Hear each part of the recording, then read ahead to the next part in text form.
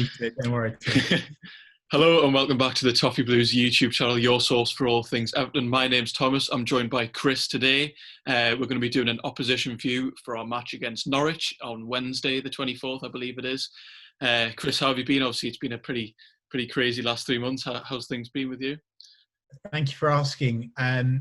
Look, as a Norwich fan, I was full of optimism, nothing to lose. And then we went and played Southampton, and we were absolutely dreadful. So we'll go into more detail, I'm sure. But I'm not very confident coming up against Everton, that's for sure.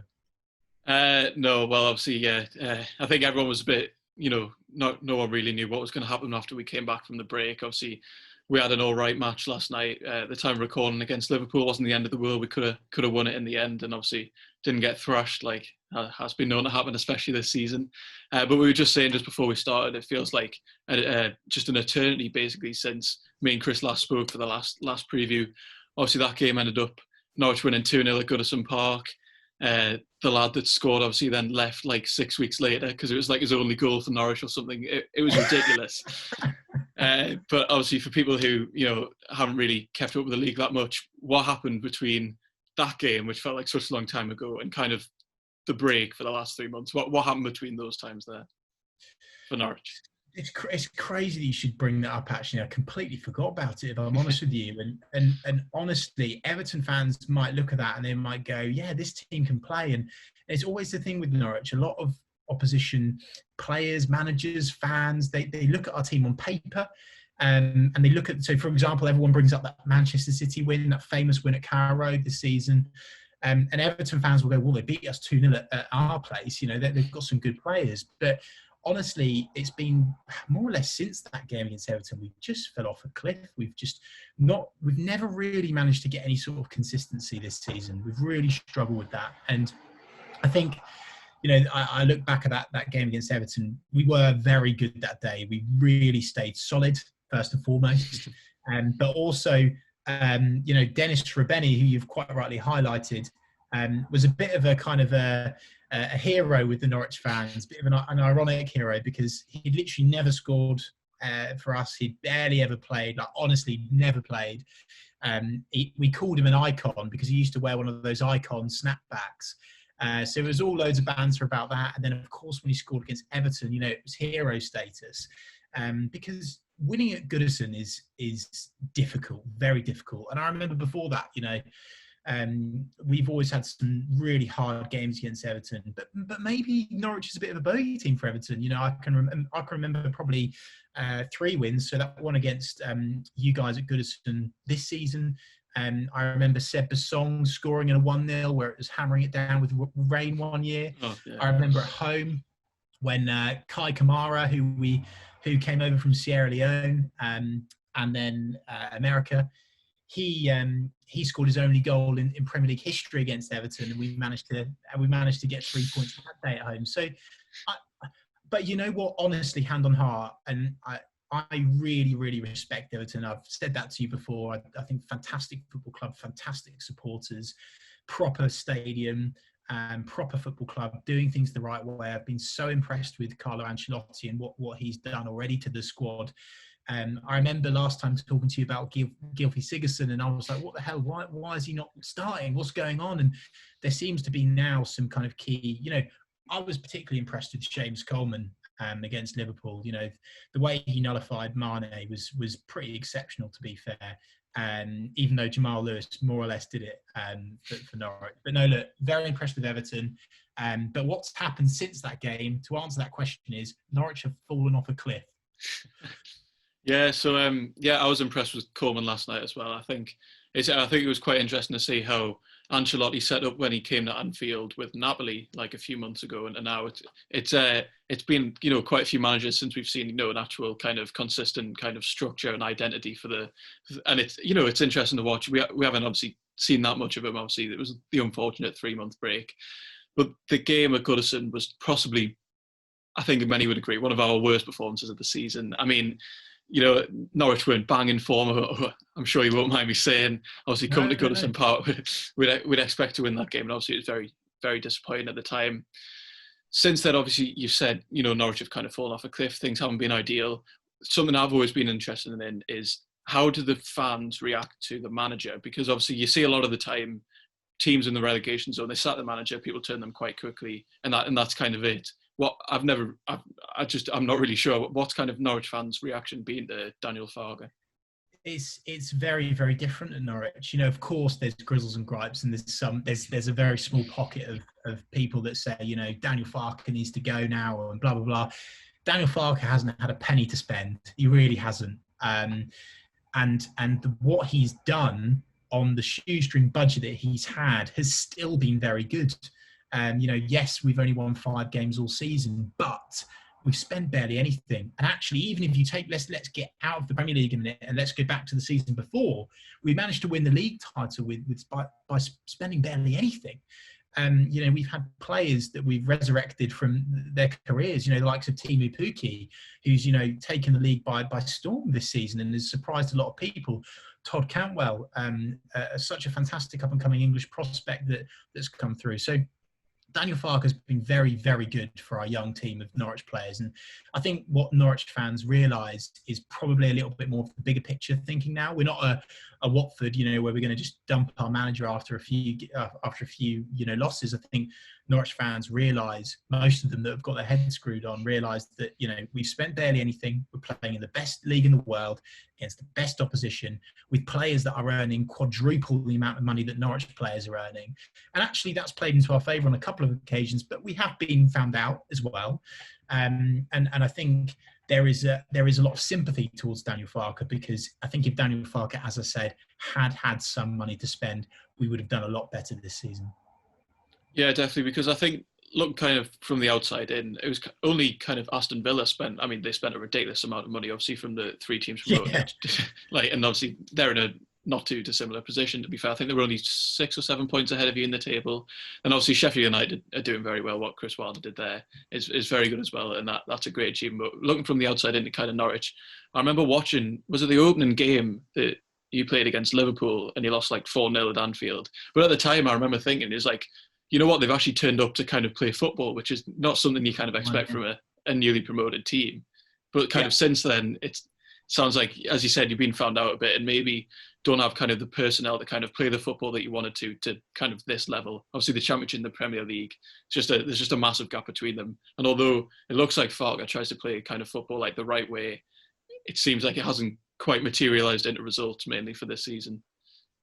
Honestly, the main reason why it's not worked for us is injuries. We've had the worst luck for injuries this season, honestly, and I hate to blame it on that. But you know, even for that Manchester City game, I'm pretty sure we had 9 players out. 9 players, you know, and some people will moan that they're missing 2 or 3 key players. We had 9 of our starting 11 out, and we managed to win that game.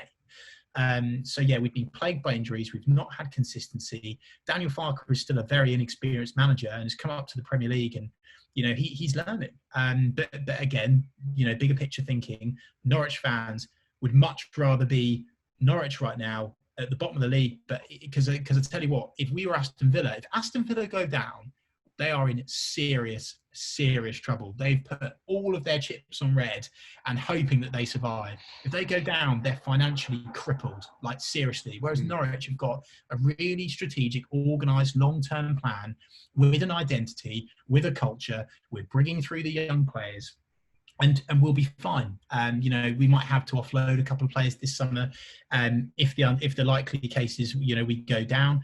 You know, but I'm not that upset. I kind of knew it was going to happen. I was just living in denial. I was just saying, you know, I think the Norwich have got a chance. You know, it's 11 versus 11 at the end of the day. If you'd seen the Norwich versus Liverpool game at Carrow Road, where we only lost 1-0, we had the chance to equalise. We actually had enough chances to go and actually win that game and stun the world. And that's been the thing with Norwich. It's very, very fine margins. We've not been clinical enough, and we've conceded far too many. And that is, unfortunately, a recipe for relegation. Yeah, definitely. Obviously, you mentioned there, for that City game, you had 9 of your key players out. Kind of going into the Everton game, no one really knows who's on full fitness, you know, which players are available. I know we've got a lot of injuries, players like Walcott, Gomez has only just come back in. We miss Sidibe, Mina, players like that. Do you think Norwich are going to play with a full strength squad, or are they kind of going to opt for some strategy that some managers I feel have taken and kind of just gone, who's the fittest?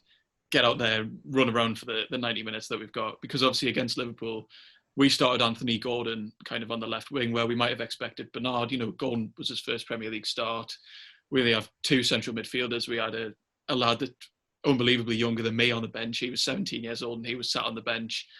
Our squad's quite thin at the moment. I feel a bit of what Ancelotti's approach was yesterday is kind of just stick out whoever's fittest and try to just get through the game at the moment, because luckily, obviously, Liverpool couldn't win it at Goodison, which was a massive relief, I think, for everyone. And then I think Guardiola opted as well with a kind of strategy of who's fittest. Laporte didn't start the game, because Garcia was playing, wasn't he? So is that kind of the strategy you think Norwich are going to come in with, or is it just going to kind of be, we've got a full strength team, we'll just stick them out? Honestly, it's so unpredictable. I think, being just completely rolled over and lifeless, quite frankly, against Southampton, losing 3-0 at home is unacceptable. I know people say, well, you're Norwich. But it's not about that. You can't be losing 3-0 at home. You cannot be doing that. And so in terms of personnel going into the Everton game, you could see more or less a completely different team fielded. You could also see, this is the key, we actually started a different formation for the first time this season against Southampton, where we played two up top. We had Josip Dernic up front with Timu Puki, and it didn't work at all. So there's two ways that this could happen. We could actually, Farke could stick with it, and this might be a new thing that he does two up top, in which case Everton have got a hell of an opportunity to completely overrun our midfield and put loads of pressure on our full-backs, which is going to be hard for Norwich to take when you're coming up against some of the quality that Everton have got. Or you might see Norwich go back to the old formation, which is, of course, the formation that managed to get the 2-0 win away at Everton. And all of the players that played in that game are fit. So, look, anything can happen. I do think it's very much almost like an FA Cup mentality at the moment. I don't think the quality of football is great. I don't think any team will truly be up to speed for 3 or 4 games. And so, therefore, I think it could swing either way. I think, of course, Everton have got a better chance of winning without a shadow of a doubt. I think the onus is on Everton. I think if Norwich can get anything, I think it would be a great result. But then saying that, Norwich have to win. We're probably able to lose maybe 3 games, but then we've got to win the rest. We've already had a big cock up against Southampton, so the lads will be wanting to bounce back. So Everton will have to be on their A game. But to contradict that, at the same time, you're coming up against the Norwich team that the confidence hasn't been this low in a long time. So think of that what you will. Yeah, definitely, because I didn't watch all the Southampton game. I saw bits of it. From what I got, kind of first half wasn't the end of the world. I thought it was quite a balanced game. Kind of going into the second half, that's where Southampton really started to kind of drill into the Norwich players. Kind of come from your perspective, was that a quality thing? Was it a fitness thing? Because obviously that's just a major part of the season now. We're all playing games, every 4 days, and it is tricky. What kind of do you think was responsible for the, kind of capitulation in the second half almost in that game? You know what? I think you've highlighted all 3 component parts there. I think fitness is an element for every team at the moment, without a shadow of a doubt. And I think Danny Ings is unbelievably clinical, and he's in the form of his life. And maybe you would say that, I looked at Everton's shooting against Liverpool, and I was rubbing my hands together thinking, cool, can you miss a few more against Norwich, please?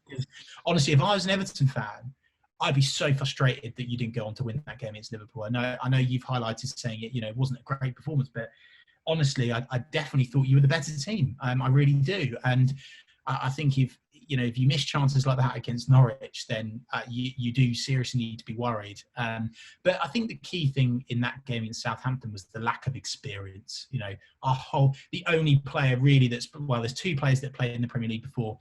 Tim Krul at the back, of course, loads of experience with Newcastle. And then Tim Close that was in that squad, but then got injured the last time Norwich were in the Premier League. But apart from that, we haven't got any Premier League experience. And I think that showed against Southampton, the likes of Nathan Redmond, Danny Ings. These are players that have played at the top level for numerous amounts of seasons now. So that was the reason why Norwich fell over against Southampton. Yeah, I agree. Obviously, as I said, I didn't watch all of it, but I think that is a kind of a serious problem at the moment. Is if the best players aren't fit, there's such a mismatch of teams at the moment. You know, some players might not have even played together, you know, because we had Anthony Gordon starting against Liverpool, who was, you know, first Premier League start, sorry. And obviously with Norwich, obviously already a lot of like young players. And that's not always the easiest thing when you're going through a relegation battle, which you are, is that sometimes, you know, experience, and obviously you look at experience, as you said, you know, Tim Krul, yes, he could even stretch to Grant Hanley, but I mean, he did all right in the Championship for Newcastle, but I think he's injured at the moment. I'm not too sure about that. But then he is out for the season. Oh, he's out for the rest of the season. So obviously, I think from our perspective, I'd expect us to be winning against Norwich now, especially as you're saying, if, you know, not everyone's fit, there are a lot of kind of inexperienced players in the team. But obviously, you never really know what we're going to come out with, sadly. But just kind of looking at the kind of just the bigger picture for a second, I think you find yourself 6 or 7 points off safety now. There's 8 games left. I think you've still got to play Arsenal, City and Chelsea. Do you expect to stay up, or is it kind of I think this is it now, it's too late for kind of a comeback? Kind of what are Norwich fans thinking? Well, if you'd asked me this question after Southampton, I would have gone 100%. We're definitely down and dead now. But I think reflecting now and looking at all of the other teams and how they performed, I think it's likely that Norwich will go down. It hurts me to say that, but, and this is the reason why I'm actually frustrated that we're playing football, because there's a massive disadvantage for Norwich, in my opinion, because we've got such a good run-in of games, because we've got some very winnable games at home. People forget that. So you've highlighted the only 3 games that Norwich would expect to struggle with, but actually we've got some really winnable games at home. But for me, that's almost a disadvantage, because now we've not got any team that's been through relegation before. Everton fans probably won't appreciate that, but a club that's been through a serious relegation battle will understand that when you're playing at home with the crowd behind you and you're in a relegation battle, it makes one hell of a lot of a difference. And Norwich don't have that. So it's really hard to inject that need, that desire, that passion. And actually, you saw that at Goodison against Liverpool. You know, this is one of the biggest derbies in England. And for me, it just looked like a training game. You can't buy that injection of that crowd standing up on their feet. You know, the atmosphere when you win a corner, when you win a throw, and you know, Goodison's it's a close stadium, you know, and the fans can make a massive difference. And it's like that at Norwich. It's very close. It's a proper football ground, just like Goodison, albeit a lot smaller. And so it has a massive impact. So yes, it's going to be very hard for Norwich to stay up, but we do perform better away from home generally. And we've got some very winnable games at home. You never know. And actually, one of the things that you've not brought up is that Norwich are in the quarterfinal of the FA Cup. Now, if we go and beat Manchester United in the quarterfinal of the FA Cup, that injects so much confidence into that young team. And who knows? And maybe we make the FA Cup a priority. I don't really know. But actually, the truth is, football fans at the moment, anyone that's doing punditry stuff or doing this, we're all just making it up. No one really knows what's going to happen. The fitness is all over the shop. We don't know who's injured. We don't know the tactics. It's so difficult to predict. But I hope and pray that Norwich stay up, of course, because I absolutely love being up in this league and playing against the likes of Everton. Yeah, definitely. I think, from my perspective anyway, I think going into kind of this kind of final run in the last 8 games or whatever, I think if you look at the teams around you, kind of the Aston Villa, even West Ham around there, teams like that, I always feel there's just so much more pressure on them. And that can obviously be quite an adverse effect because, you know, they've got players on massively high wages. They've obviously spent a lot. And, you know, kind of West Ham's board, Villa's board, there'll be massive pressure from the board themselves, not just the fans, to kind of stay up. From Norwich's perspective, I feel like it kind of seems like, you know, you've got nothing to lose. If you go down, you're not going to be, you know, kind of like free falling like Sunderland. If you stay up, you know, it's brilliant. And I think that could have a massive effect now. Yeah, that's what I'm saying. Is like, because obviously Sunderland had, you know, Jack Rodwell was still on the books when they went down, so they had a lot of high wage players. But obviously Norwich don't have that, so you're a lot more stable. You'll be fine in the Championship, kind of, if you do go down. Again, I think that could play a massive difference now, because obviously, as you said, the fans aren't there to kind of make the difference, you know, between who goes up and who goes down. Kind of home advantage is just out the window. You know, it's kind of, you're just playing in an empty stadium anyway. It doesn't really matter. And I think what could be a defining factor is kind of the pressure from the board, from the management on players like the Norwich players, the Villa players compare. It'll be massively different, I think, going into this. So just to kind of round off, score predictions. I don't know if you like to do them. I mean, no one really knows at all, but have you got any? Oh God, this is really difficult. I will definitely concede without a shadow of a doubt. What did I predict, by the way, in the last one? Do you remember? Did I predict a win in the last one? I think you might have predicted a draw. I don't think anyone predicted a 2-0 win. Oh, okay. In which case, I predict a draw. I'll say it's going to be 1-1. Yeah, I mean, I don't think anyone really expected Norwich to turn up. I mean, I'm just getting PTSD from that game. It was absolutely ridiculous. But let's hope it's not the same now. Obviously, it'll be our first away game of the new kind of system. We'll see what kind of role that plays. Thank you very much for coming on anyway. Just before we end, actually, we do like to just ask a non-football related question. The last time you were on, we asked what your favourite film was. You said The Gladiator. I felt like I put you on the spot there. So we've got a bit simpler now. Pineapple on pizza, yes or no? Oh God, no. That should be made illegal. Anyone that's seriously, if anyone has pineapple on their pizza, you need to question yourself. You need to look at yourself in the mirror and you need to seriously consider, who are you? And there you have it. So thank you very much for coming on. Well, Chris's all of his social medias will be in the description and probably be below his name somewhere. I never know which way to point. You're one side of me anyway. Thank you very much for coming on. That was very helpful. Thank you. Cheers.